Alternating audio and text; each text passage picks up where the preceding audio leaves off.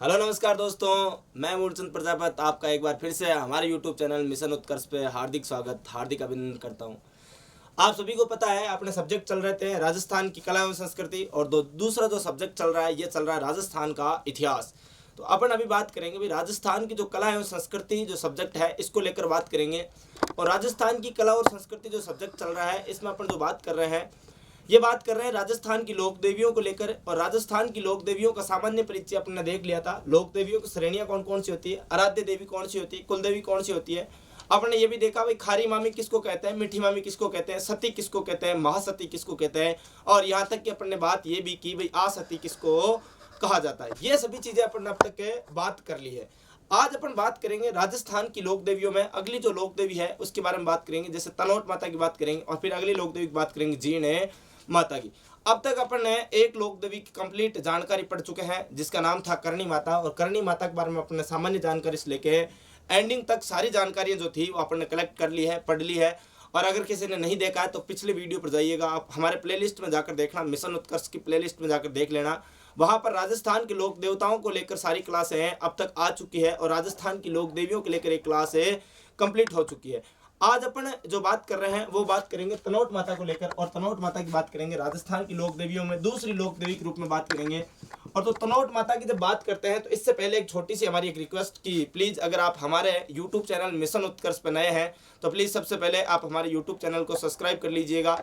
और अगर आपको हमारे ये सेशन पसंद आए तो प्लीज लाइक कीजिएगा, शेयर कीजिएगा और आपके जो भी सुझाव हो वो कमेंट बॉक्स में प्रेषित कर दीजिएगा। तो आज अपन बात करते हैं एक लोक देवी है तनोट माता।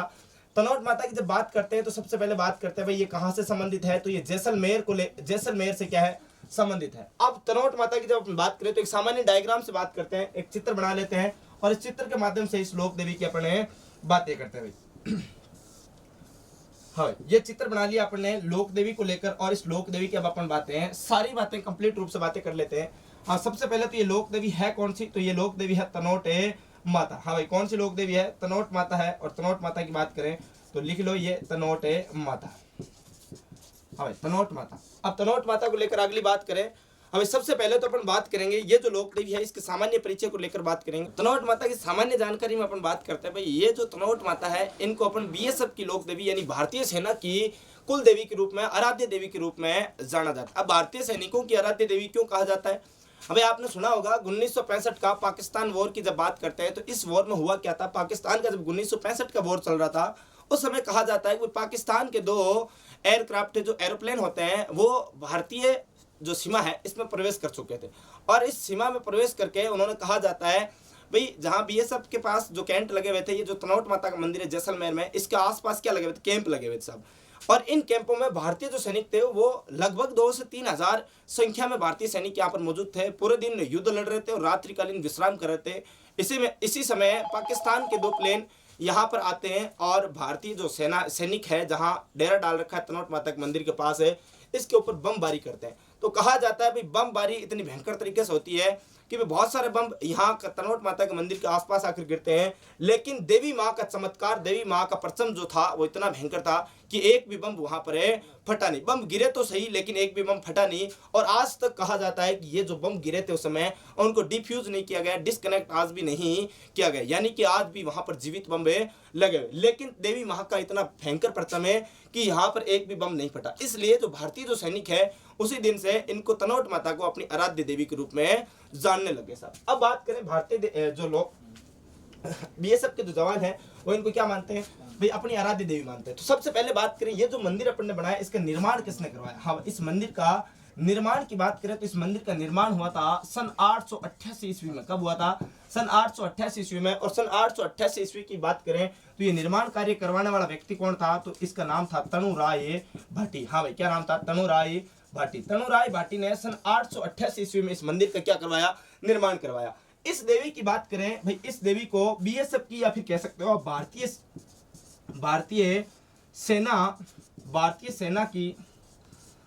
सेना की आराध्य देवी कहा जाता है, आराध्य देवी कहा जाता है सर।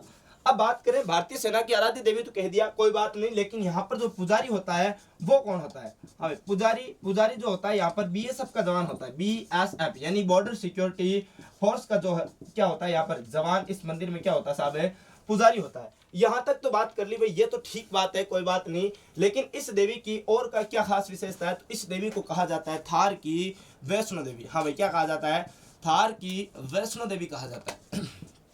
थार की वैष्णो देवी, थार की वैष्णो देवी कौन सी देवी कहा गया भाई, तनोट माता को। लेकिन अपन बात करें भाई, तनोट माता तो कह दिया, लेकिन क्या ये राजस्थान की भी वैष्णो देवी के रूप में जानी जाती है क्या, तो नहीं, ऐसा नहीं है। तो अपन थार की जब बात करें, थार की बात करें यानी पश्चिमी राजस्थान की थार मरुस्थल की अपन बात कर रहे हैं। अगर इसी में अपन बात करें राजस्थान की भी साथ साथ में देख लें, राजस्थान की वैष्णो देवी कौन सी देवी को कहा जाता है, तो राजस्थान की वैष्णो देवी। अब राजस्थान की वैष्णो देवी, राजस्थान की वैष्णो देवी की जहां पर बात आती है वहां पर एक देवी का नाम आता है अर्बुदा माता। हाँ भाई, क्या नाम आता है, अर्बुदा माता। और इस अर्बुदा माता की बात करें तो यहाँ इनका मंदिर बना हुआ है माउंट आबू सिरोही में बना हुआ है। सब कहाँ पे बना हुआ है, माउंट आबू। और माउंट आबू की बात करें तो ये कहाँ पर है, सिरोही में पड़ता है। हाँ भाई गुरुजी, आप बार बार कहते रहे हो वैष्णो देवी की बात कर रहे हो, तो हकीकत में जो वैष्णो देवी का मंदिर है वो कहाँ पर है, तो अपन बात करें हाँ भाई वास्तविक वैष्णो देवी, वास्तविक वैष्णो देवी का मंदिर, वास्तविक वैष्णो देवी का मंदिर, वास्तविक वैष्णो देवी का मंदिर। तो इस मंदिर की अपन बात करें तो यह मंदिर पड़ता है कटरा में। हाँ भाई, कहाँ पर पड़ता है, कटरा में। और ये कटरा पड़ता है जम्मू एंड कश्मीर की बात करें तो जम्मू कश्मीर में ये स्थान पड़ता है कटरा। अब बात कर ली भाई, ये जो मंदिर है ये कहाँ पर है, तो ये जैसलमेर में है। कहाँ पर है, हाँ भाई ये मंदिर है जैसलमेर में। और जैसलमेर में बात कर ली अपन ने, इसको बीएसएफ की देवी के रूप में या भारतीय सेना की लोक देवी के रूप में जाना जाता है। अब अपन बात करेंगे भाई, पहले तो आप इन चीजों के स्क्रीनशॉट ले लीजिए।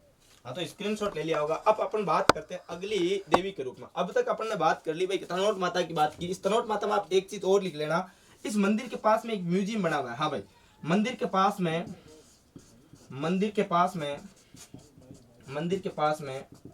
वार म्यूजियम बना हुआ है। हाँ, क्या बना हुआ है, म्यूजियम का नाम है वार म्यूजियम, वार म्यूजियम। और इसमें आप लिख सकते हो हाँ भाई संग्रहालय, क्या लिख सकते हो, युद्ध संग्रहालय स्थित है।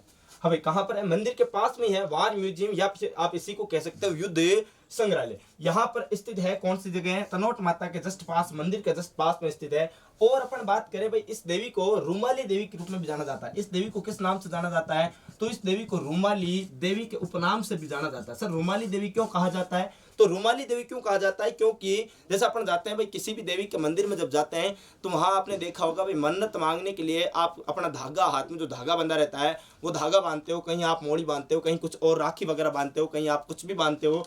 लेकिन इस देवी के जब मंदिर में जाते हैं तो कहा जाता है कि इस देवी के मंदिर में क्या बांधा जाता है साहब, इस देवी के मंदिर में जो रुमाल होती है वो रुमाल बांधी जाती है, इसीलिए इस देवी को रूमाली देवी के रूप में भी जाना जाता है। अब अपन बात करेंगे अगली लोक देवी की, जीण माता की, तो लगातार बने रहिए हमारे साथ। भाई अगली लोक देवी की बात करते हैं जीण माता की। तब तक आपको उम्मीद करते हैं भाई आपको तनोट माता के बारे में सारी जानकारी क्या आ गई होगी, बिल्कुल समझ में आ चुकी होगी। तनोट माता की बात है अपन ने कंप्लीट कर ली। भारतीय जो सेना है इनकी क्या है, आराध्य देवी है, राजस्थान की हाँ भाई थार की क्या कहलाती है, वैष्णो देवी के रूप में जानी जाती है। अगली लोक देवी की बात करें, अगली लोक देवी का नाम है जीण माता। हाँ भाई, कौन सी लोक देवी की बात करेंगे, जीण माता की बात करते हैं। जीण माता की बात करें तो जीण माता का जो मूल गांव है उसकी बात करें भाई, इनका जन्म कहाँ पर हुआ था।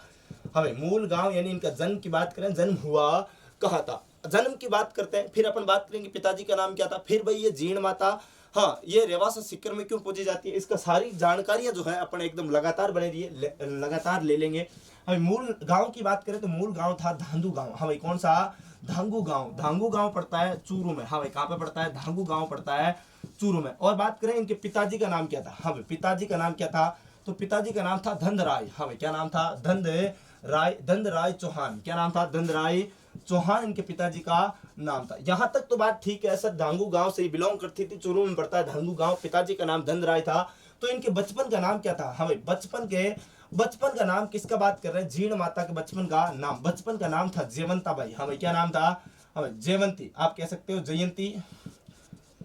जयंती या फिर जेवण। हाँ भाई, क्या नाम था, जेवण बाई, इन्हीं का ही नाम था। जयवंती बाई कह दो तो आप जेवण बाई कह दो, बात क्या है एक है। ये इनके बचपन का नाम था। इनका एक भाई था और इस भाई का नाम था हर्ष। हाँ भाई, भाई का नाम क्या था, हर्ष। और ये जो हर्ष है ये भैरव का अवतार कहे जाते हैं। हाँ भाई, क्या कहे जाते हैं, भैरव के अवतार के रूप में जाने जाते हैं। भैरव के क्या कहलाते हैं, हर्ष अवतार कहलाते हैं। यहाँ तक तो बात ठीक है सर, हर्ष भैरव के अवतार कहलाते हैं। इनके मंदिर की बात करें भाई, इनका मंदिर कहाँ पर बना हुआ है, तो इनका मंदिर भी बना हुआ है कहाँ पर है, रेवासा सीकर में। हाँ भाई, कहाँ पर बना हुआ है, रेवासा सीकर में इनका मंदिर है बना हुआ। और ये रेवासा सीकर जो है, यहीं पर करणी माता का क्या बना हुआ है, मंदिर बना हुआ है। और बात करें भाई सर, इसके मंदिर का जो हर्ष का जो मंदिर है, इस मंदिर का निर्माण किसने करवाया था। हर्ष के मंदिर के निर्माण की बात करें तो एक व्यक्ति है जिसका नाम है गुवक। हाँ भाई, क्या नाम है, गुवक है। और गुवक प्रथम ने इस मंदिर का क्या करवाया था, निर्माण करवाया था। यहां तक तो अपने जानकारी ले ली। फिर अपन बात करें भाई, ये जो करणी माता, ये जो जीण माता है, इसकी बात करें। हाँ भाई, जीण माता को बात करें तो जीण माता, हाँ जीण माता दुर्गा का अवतार मानी जाती है। इसका अवतार दुर्गा का अवतार मानी जाती है। हमें जीण माता को किसका अवतार कहा जाता है, दुर्गा का अवतार कहा जाता है। दुर्गा का अवतार है कहा जाता है। यहां तक तो अपन ने बात कर ली। फिर अपन लगातार है कर जो जीण माता है, इनसे संबंधित और जो महत्वपूर्ण जानकारियां हैं, इनके मंदिर के बारे में कौन कौन सी जानकारियां हैं, और अपन बात करेंगे भाई हर्ष और जीण की जो कहानी है उसके बारे में बात करेंगे। तो सबसे पहले इस चीज का स्क्रीनशॉट ले लीजिए।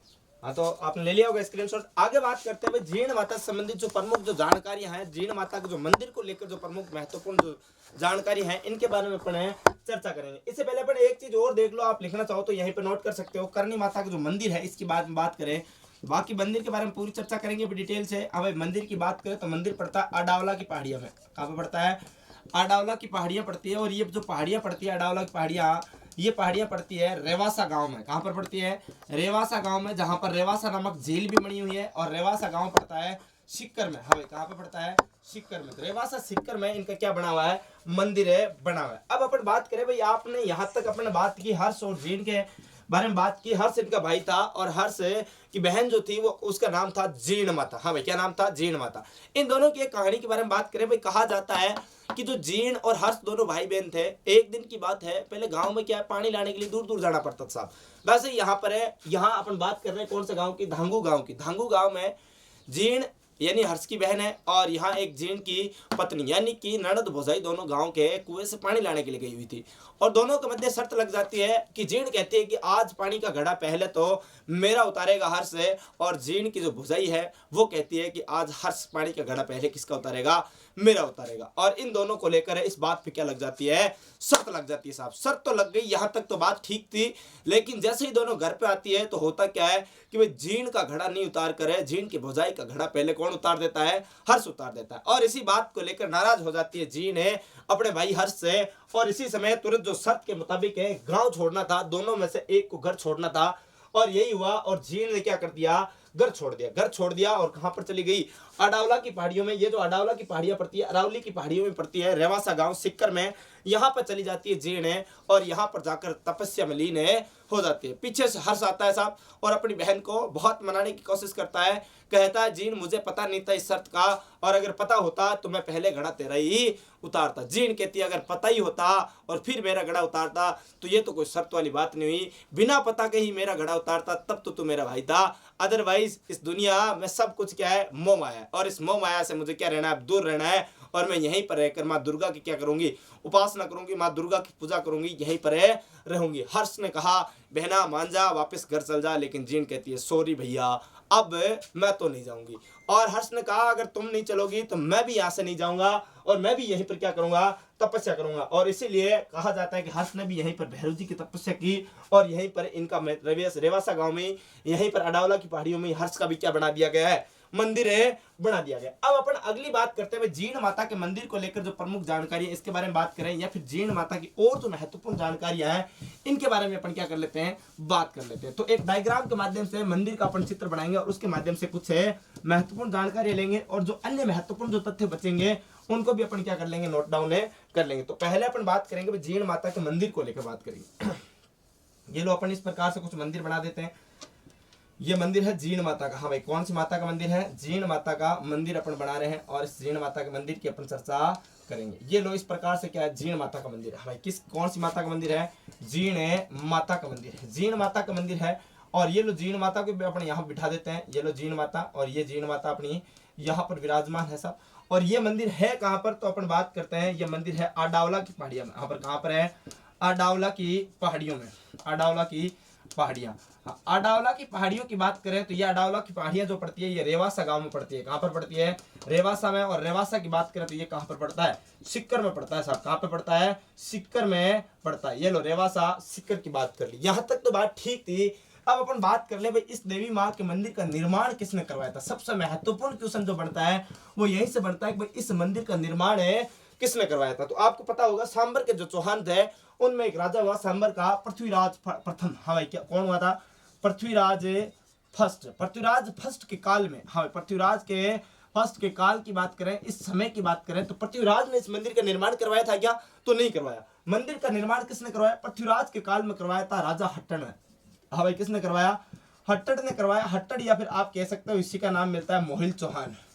मोहिल चौहान, हट्टड़ चौहान या फिर मोहिल चौहान ने इस मंदिर का निर्माण करवाया। अब आपसे पूछ ले भाई इस मंदिर का निर्माण कब करवाया था? करवाया तो था ठीक बात है, लेकिन करवाया कब था? तो 1064 ईस्वी की बात कर सकते हो या फिर अपन बात कर सकते हैं 1121 विक्रम संवत की भी अपन बात कर सकते हैं। अब 1121 विक्रम संवत लिख सकते हो या फिर 1064 ईस्वी भी आप लिख सकते हो। अगली बात करें भाई ये जो जीर्ण है, इस जीर्ण की बात करें तो ये जीर्ण दुर्गा का अवतार था। हमें कौन सी माता किसकी अवतार है? जीर्ण दुर्गा का अवतार कहलाती है। दुर्गा का अवतार है साहब। दुर्गा का क्या है? अवतार है।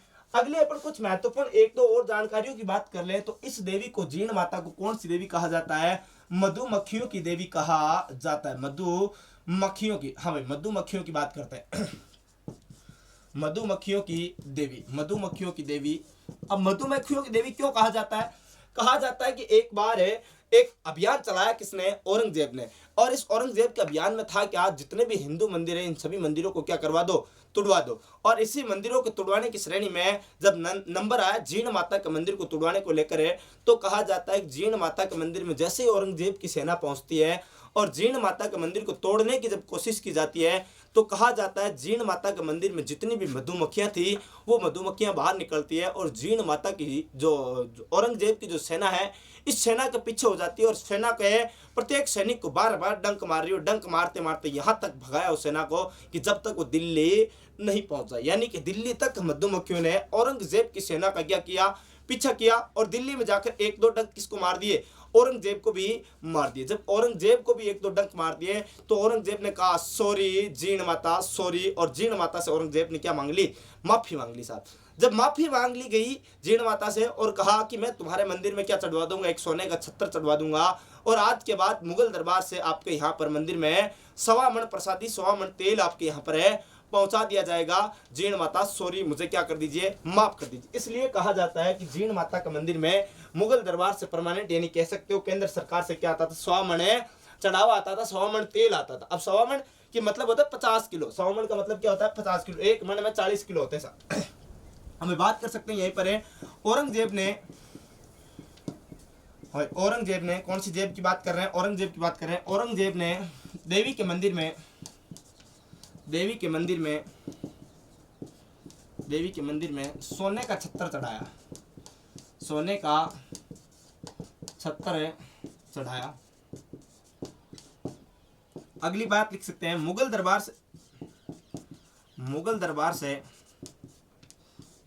से देवी के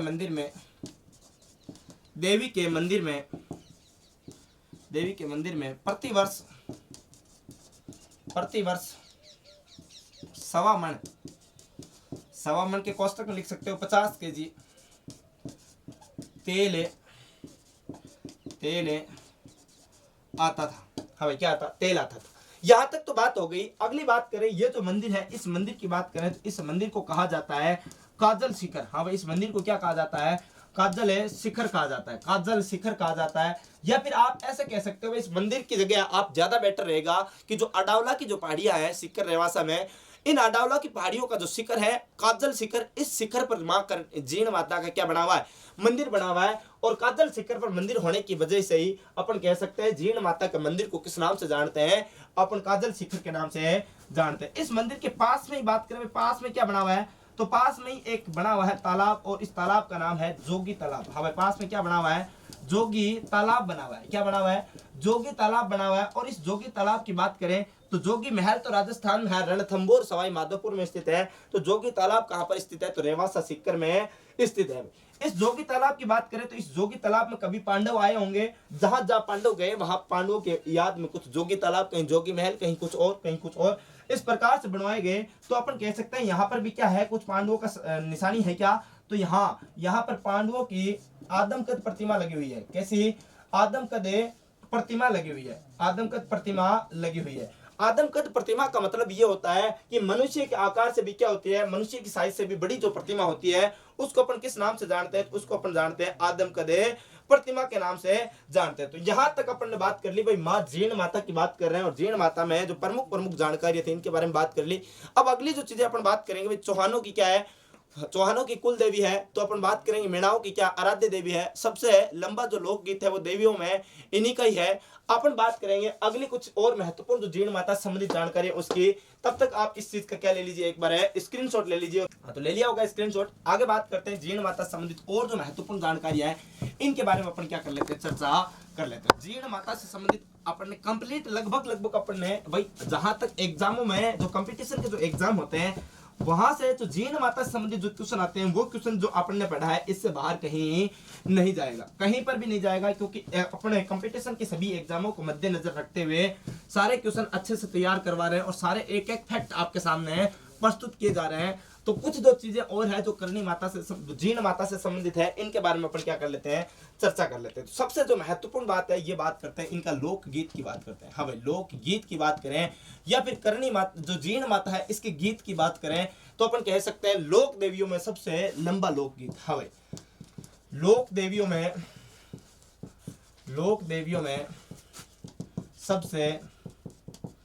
सबसे लंबा गीत।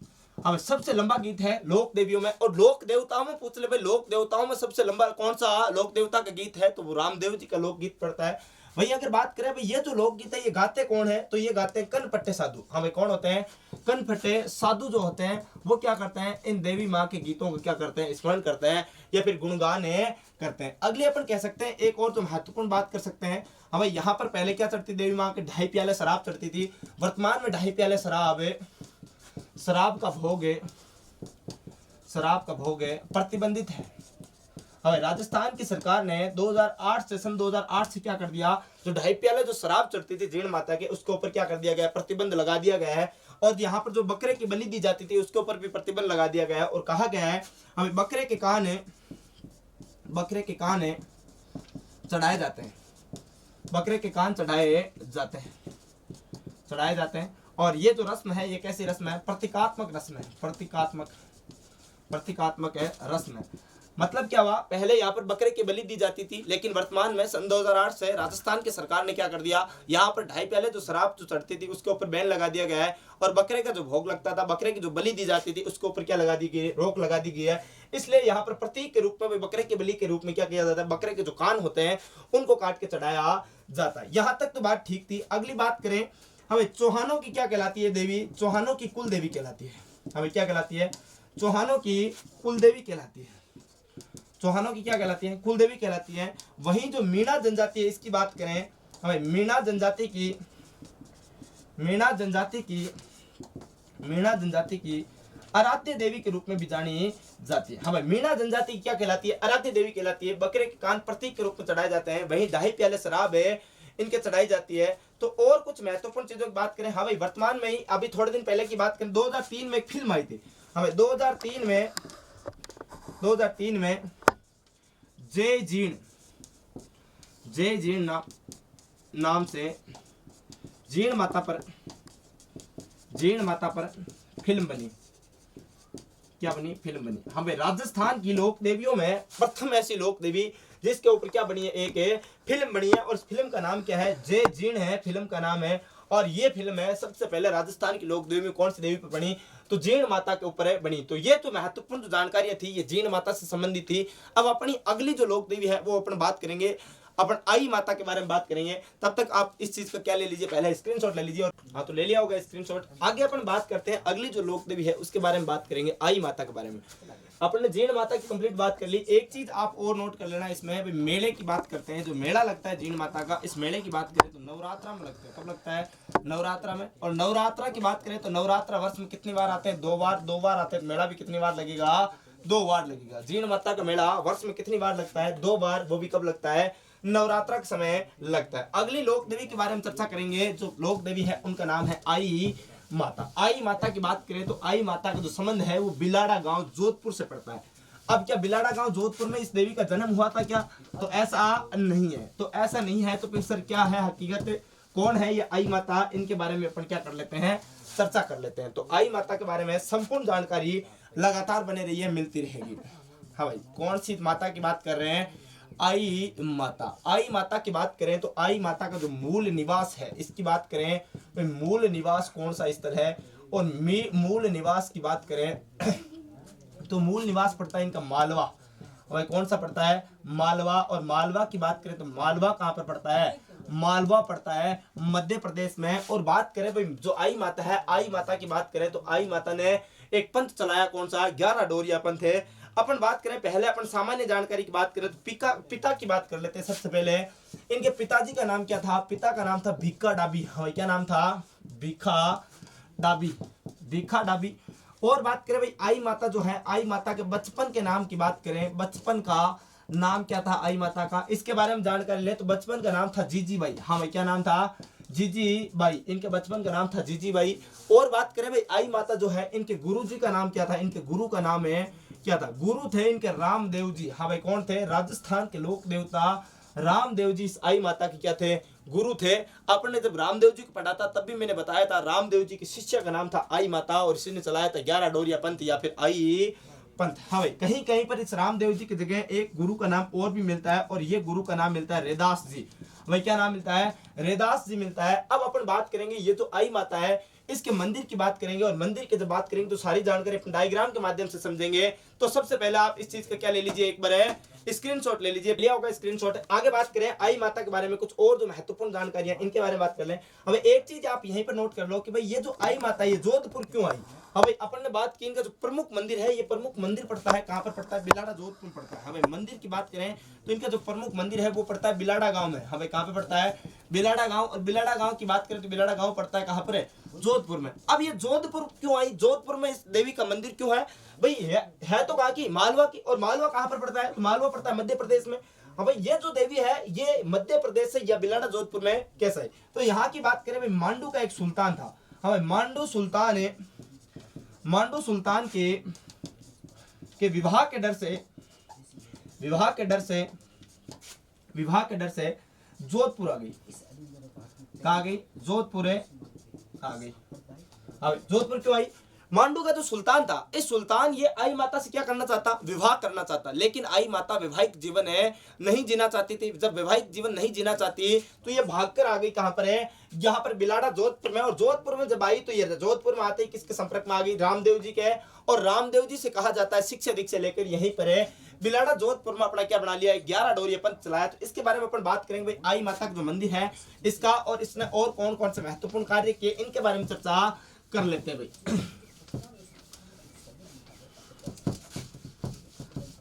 आई माता की जो महत्वपूर्ण जानकारी है इसमें अपन बात करें भाई आई माता के मंदिर की। पहले एक डायग्राम बना लेते हैं मंदिर का।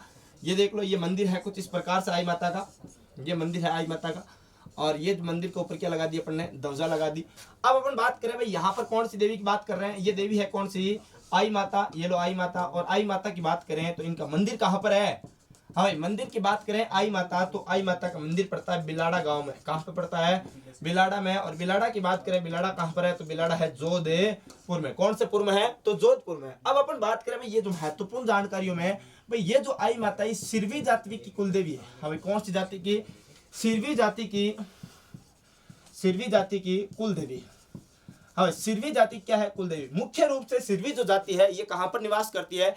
ये निवास करती है मालवा मध्य प्रदेश में मुख्य रूप से निवास करती है। लेकिन बहुत बार क्वेश्चन पूछ लिया जाता है कि राजस्थान में सिरवी जाति मुख्य रूप से कहां पर है? निवास करती है। राजस्थान की बात करें तो राजस्थान में आप लिख सकते हो पाली व जोधपुर निवास स्थल। हमें कहां पर? पाली व जोधपुर में सिरवी जाति निवास करती है। कौन सी जाति? सिरवी जाति के लोग निवास करते हैं। क्या करते हैं? निवास करते हैं साहब। सिरवी जाति के लोग राजस्थान में कहां पर निवास करते हैं? तो राजस्थान में पाली, और कहां पर? जोधपुर में। अभी और कुछ महत्वपूर्ण बात करें, आप लिख सकते हो इस माता ने 11 डोरा पंथ, अब एक पंथ चलाया 11 डोरा पंथ। जैसे रामदेव जी ने एक पंथ चलाया था कामड़िया पंथ। हाँ, कामड़िया पंथ का काम क्या था? हमें काम ये था, जो असहाय जो लोग हैं उनका क्या करना? उद्धार करना। गांव गांव जाते हैं और लोगों के साथ प्रचार प्रसार करते हैं, और जो ऊंच नीच की जो भेदभावना थी, यानी जो छुआछूत जैसी प्रथाएं थी, उनको समाप्त करने का काम था कामड़िया पंथ का। और वैसे ही 11 डोरा पंथ है, या फिर आप इसको कह सकते हो 11 डोरा पंथ को ही किस नाम से जान सकते हो? आई पंथ के नाम से जान सकते हो। किस नाम से? आई पंथ। आई पंथ या 11 डोरा पंथ चलाया किसने? 11 पंथ चलाया। हमें आई डोरा पंथ चलाया किसने? आई माता ने चलाया। और इस पंथ का उद्देश्य क्या था? इस पंथ का उद्देश्य भी वही उद्देश्य है जो कि रामदेव जी के कामड़िया पंथ का उद्देश्य था, यानी कि धार्मिक भेदभावना, जो भेदभावना है उनको समाप्त करना, छुआछूत जैसी प्रथाओं को खत्म करना, यो क्या था? इस पंथ का क्या था? मुख्य कार्य था। लेकिन ये जो पंथ स्थापित किया गया, उस समय जो गुर्जर जाति के जो लोग थे, उन लोगों ने सर्वाधिक क्या किया? इस पंथ का विरोध किया। सर्वाधिक विरोध किया तो इस मंदिर में अपन बात कर सकते हैं, बिलाड़ा जोधपुर जो आई माता का मंदिर है, इस मंदिर में आज भी गुर्जर जाति के लोगों का प्रवेश क्या है? वर्जित है, यानी कि यहाँ पर गुर्जरों को प्रवेश नहीं दिया जाता। तो आप लिख सकते हो गुर्जर जाति का मंदिर में प्रवेश वर्जित।